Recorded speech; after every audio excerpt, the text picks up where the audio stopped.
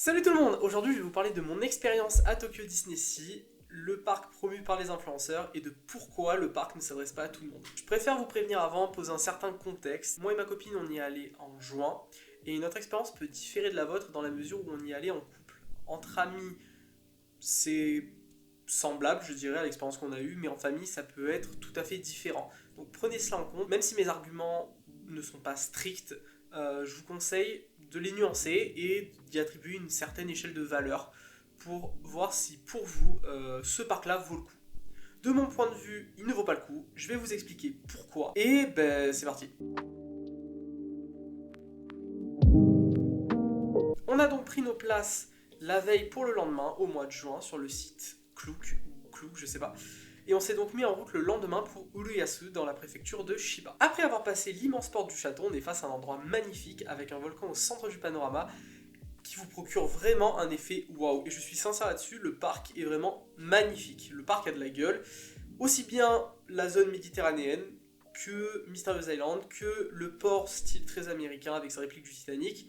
Et franchement, les décors sont tellement forts qu'on s'y croirait. Et c'est pas une blague, vraiment, c'est magnifique. Ce que j'apprécie aussi là-dedans, dans ce parc, c'est les détails qui ont été apportés aux transitions entre les zones. Ce que je veux dire par là, c'est que quand vous passez d'une zone à l'autre, à Disneyland Paris par exemple, vous allez voir une démarcation entre les zones.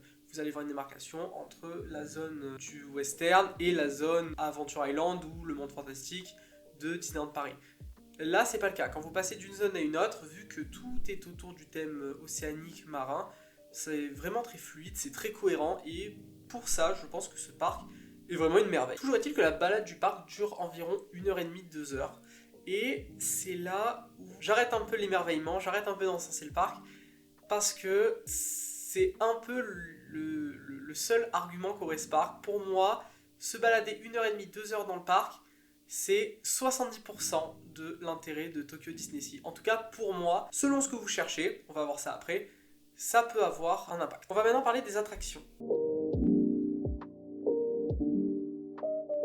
Alors, lorsque vous cherchez des avis sur Tokyo DisneySea, plus précisément sur les attractions, sur Google ou sur YouTube, vous avez le meilleur parc Disney au monde, as some of the best rides of all times. Et spoiler, c'est pas le cas. Enfin, c'est vrai que c'est pas le cas, c'est plutôt que c'est à nuancer dans la mesure où les attractions sont bien mais pas top. Pour moi, le parc a trouvé vraiment son intérêt dans 6 attractions au total sur tout ce qui est présent. On va se concentrer uniquement sur les attractions à sensations fortes et une en train fantôme parce que sinon la vidéo va durer 40 minutes et vous allez avoir sous les yeux une tier list qui va s'afficher avec quelle attribution je donne à quelle attraction. Ça me sert à rien. Pour que ça vous donne à peu près une idée. On va commencer par la Tour de la Terreur, qu'on connaît chez nous comme la 4ème dimension, et au niveau des décors, je dois avouer que les deux sont très semblables. En termes de qualité, je parle, parce que c'est pas du tout le même thème qui est abordé. À Disney Studio à Paris, vous allez avoir le thème de la 4ème dimension, film hollywoodien des années 20, alors que à Tokyo DisneySea, vous allez avoir plutôt l'archéologie. Les deux, on est sensible à l'un ou à l'autre, mais franchement, je trouve que les décors sont vraiment très bien réussis. Le premier constat qu'on a fait en sortant de l'attraction, c'est qu'on s'est regardé avec ma copine, on s'est dit, ça va moins vite. Malheureusement, ce ralentissement se ressent sur le drop. Le drop, c'est le moment où vous tombez, et on sent qu'on tombe plus lentement, que Enfin, je sais pas comment expliquer ce ressenti, mais on sent que c'est moins bien. Si on est amateur de sensations fortes, on va le sentir. L'attraction suivante, c'est Indiana Jones. Alors, il y a deux attractions Indiana Jones au sein de Tokyo DisneySea. Là, on va parler de la version roller coaster en extérieur avec le looping. Là, si vous la connaissez, vous voyez exactement de quoi je veux parler. Donc, cette attraction-là est moins haute. Elle est à vitesse équivalente avec celle qu'on connaît chez nous. Et par contre, la file d'attente m'a marqué dans la mesure où elle est 2 fois plus longue et 2 fois plus casse-pied, dans la mesure où les files d'attente à Tokyo DisneySea, et ça c'est un bon moment pour en parler, elles sont vraiment, je trouve, extrêmement serrées. Vous êtes vraiment collé aux gens, même quand vous êtes dans les serpentins, là où à Tokyo, il me semble de mémoire, on peut se mettre à 2-3 sur la même ligne dans une file d'attente. À Tokyo DisneySea, il me semble que c'est pas possible, et j'ai vraiment ressenti le fait qu'on était serré. C'est peut-être parce qu'il faisait chaud, parce qu'on y était en juin, mais j'avais vraiment l'impression qu'on était beaucoup plus serré dans les files d'attente qu'à Disneyland Paris. Salut, je suis actuellement au montage de la vidéo et je me rends compte que en fait l'attraction ne s'appelle pas Indiana Jones comme par chez nous, elle s'appelle Raging Spirits. Voilà, c'est une petite nuance, mais globalement, les caractéristiques de l'attraction sont les mêmes. L'autre attraction Indiana Jones est la première attraction vraiment intéressante, car c'est celle qu'on n'a pas chez nous. Donc elle se déroule dans un hôtel de sacrifice aztèque, avec une file d'attente vraiment absolument magnifique. Les détails sont juste fous, normalement vous avez les images là. Donc l'attraction, on se retrouve dans une sorte de train fantôme, avec une phase de découverte du temple. Enfin, dans un premier temps, la phase de découverte du temple, et dans un second temps, la fuite du temple avec Indiana Jones qui a volé. Alors je sais pas si c'est le crâne de cristal ou une espèce d'idole, mais en gros, vous devez fuir avec le train, avec les éboulements et tout ça et tout ça. Le rendu est vraiment top, l'attraction est cool. Moi je la trouve lente, mais après c'est pas vraiment pour ça qu'elle a été faite, elle a été plus faite pour la famille. Franchement, cette attraction est vraiment top. Ouais, le centre de la Terre, elle ressemble beaucoup à Indiana Jones. Elle a pour but, pour moi, d'utiliser vraiment à 100% le volcan au centre du parc, parce que c'est là-dedans qu'elle se passe. Donc en fait, pour vous expliquer un peu, vous démarrez de sous le volcan, avec des espèces inconnues, folklore de Jules Verne, et vous allez monter petit à petit en même temps qu'une explosion, une éruption volcanique, pardon.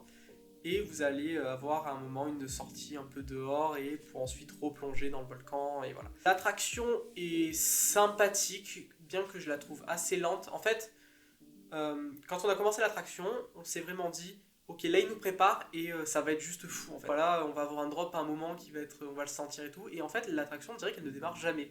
Genre, elle fait monter la sauce pour ne jamais démarrer. C'est vraiment... Quand on est sorti de là, en fait, on était déçus. On s'attendait vraiment à un truc qui était ouf. On allait se sentir, pas en danger, mais genre avec l'impression qu'on doit fuir quelque chose, mais c'est jamais arrivé. Donc ça, j'ai retrouvé ça dommage. Pour ce qui est de la file d'attente, là encore, c'était vraiment chiant. On a mis à peu près donc 1h30, 2h, je crois, pour faire la queue. Et on était tous entassés sous terre, entre de la roche. En fait, le truc, vous êtes collés entre des gens et de la roche, humide, pendant 2 heures. Voilà. Et ça, si vous avez des enfants, je peux comprendre que ce soit pas très agréable. Pour moi, ça, c'était vraiment un point noir, puisque la file d'attente m'a plus marqué que l'attraction en elle-même. Pour moi, la meilleure attraction et celle qui mérite toute votre attention, c'est 20 milieux sous les mers. Pour moi, c'est pas une excellente attraction, mais c'est une très bonne surprise. Dans la mesure où on s'y attendait pas du tout et c'est vachement cool. Donc déjà pour y accéder vous devez prendre une espèce de petit escalier et descendre donc sous... c'est à la zone du volcan, hein, pareil comme l'autre. Mais vous devez descendre genre dans une espèce de sous-marin, donc style Jules Verne, et avec une ambiance folle. Donc en fait c'est un genre de train fantôme dans lequel vous allez être sous l'océan. Vous avez la vue que sur des hublots, en face et sur le côté du sous-marin. On dirait même pas qu'on est dans un train fantôme, on dirait qu'on est vraiment dans un vrai sous-marin miniature. Et donc vous allez commencer votre ascension dans les abysses et c'est vachement bien fait. Votre sous-marin va être secoué par des poissons qui vont passer à côté. Cette attraction-là est pour moi l'une des meilleures de ce Tokyo Disney Sea. Mais malheureusement, c'est pas ce qui me fait dire que ce parc est le meilleur que j'ai fait de toute ma vie, quoi. Il resterait normalement une attraction, celle d'Aladin, que l'on n'a pas faite parce qu'elle nous intéressait pas plus que ça et qu'il y avait énormément de queue là aussi. Donc vous avez sous les yeux la tier list finale de ce que je pense de cette attraction là. Et on va passer à la conclusion. Pour conclure, cette journée nous est revenue à peu près, je dirais, entre 50 et 70 euros peut-être. En achetant nos places à part, en comptant le métro, les trains, en partance de l'hôtel. Donc, est-ce que c'est cher pour ce que c'est? J'ai envie de vous dire oui et non. Dans la mesure où, si vous êtes avec des enfants en bas âge, que vous avez une journée de libre, et y aller ne serait-ce que pour la balade, c'est un parc à thème qui est vraiment magnifique, avec des décors juste fous, et quelques attractions qui feront plaisir aux enfants, surtout s'ils connaissent pas vraiment Disneyland Paris. Si ce qui vous intéresse, c'est juste de prendre des jolies photos à mettre sur Instagram, là aussi c'est un très bon endroit pour vous, hein, parce que vraiment on a vu énormément de personnes juste se prendre en photo devant les décors de Disneyland, et je juge personne, mais des échos que j'ai reçus, c'est un parc où beaucoup de personnes, japonais compris, vont pour juste prendre des photos. Parce que le décor est beau, parce que voilà, la balade est sympathique, mais si c'est votre but à vous, allez-y, parce que vraiment, si vous voulez des photos, c'est l'endroit parfait. De plus, si vous choisissez ces options-là, que vous êtes avec un enfant en bas âge, que vous voulez juste l'emmener comme ça, parce que vous avez une après-midi libre ou autre, vous pouvez très bien prendre un ticket pour l'après-midi à partir de 15h, ou le week-end à partir de 17h. Ce sont des tickets qui coûtent beaucoup moins cher que les entrées basiques. Par contre, pour ceux qui cherchent les sensations fortes, fuyez loin de ce parc et dirigez-vous plutôt vers Fuji-Q, qui est 1000 fois plus sympa à ce niveau-là. Ou encore le parc Universal qui lui aussi est très très cool avec des animations là encore pour des enfants. Bon, par contre, c'est pas du tout au même endroit. Le Tokyo Disney Sea est à Tokyo alors que l'Universal est à Osaka. Mais si vous pouvez passer à Osaka, je vous conseille beaucoup plus le Universal Studio. Je pourrais vous paraître aigri, mais je pars du principe que si vous venez 1 ou 2 semaines à Tokyo, votre temps est assez précieux. Et ce serait dommage de venir le perdre à Tokyo Disney Sea dans la mesure où vous attendriez à autre chose. Et je le répète, mais mes arguments et les points évoqués dans cette vidéo valent aussi si vous décidez d'y aller en couple ou entre amis. Je ne vous dis pas de ne pas y aller, surtout si vous avez des enfants, ils peuvent kiffer. Je vous dis simplement que des alternatives existent et qu'elles sont pour celles et ceux qui chercheraient bien meilleur, à savoir des sensations fortes.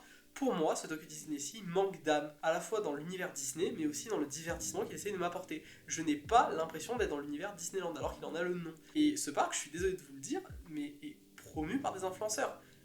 Dans la mesure où, quand vous baladez sur Instagram, que vous baladez sur YouTube, que vous cherchez des avis dessus, ce sont surtout des personnes qui aiment les jolis décors, et pas vraiment les attractions, ou alors qui n'ont pas des grand chose à dire d'intéressant sur les attractions. Et finalement, ça me surprend pas qu'il soit aussi beau, dans la mesure où il est fait pour ça.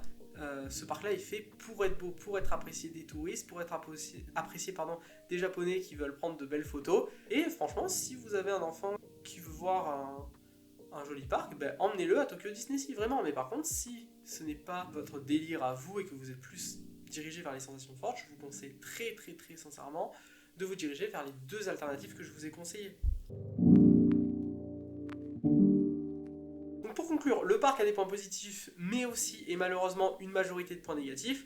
Dans les points positifs, on peut relever le parc est beau, même magnifique. 20 000 lieues sous les mers et Indiana Jones sont des exclusivités vraiment sympas. Les parades sont cool. Dans les points négatifs, on peut noter une redite de Disneyland Paris en moins bien avec quelques attractions semblables. La vitesse globale des attractions qui sont plus lentes en termes de vitesse et de drop. Un parc plus bondé, qui est un argument à prendre avec énormément de pincettes parce que cela peut varier de la saison, du jour, plein de facteurs différents. Et malheureusement, on ne retrouve pas la vibe Disneyland à part le nom. Merci de m'avoir écouté. Si vous avez des questions, n'hésitez pas. L'espace commentaire est là pour ça. Que vous m'avez trouvé même aigri et désagréable, je vous invite à le dire. Il n'y a pas de mal à changer.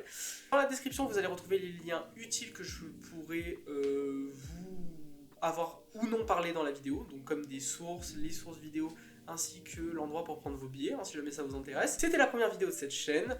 Je compte proposer à nouveau des sujets sur le Japon et les activités à faire en tant que touriste. Donc n'hésitez pas à vous abonner à cette chaîne, à mettre un like et puis à la prochaine.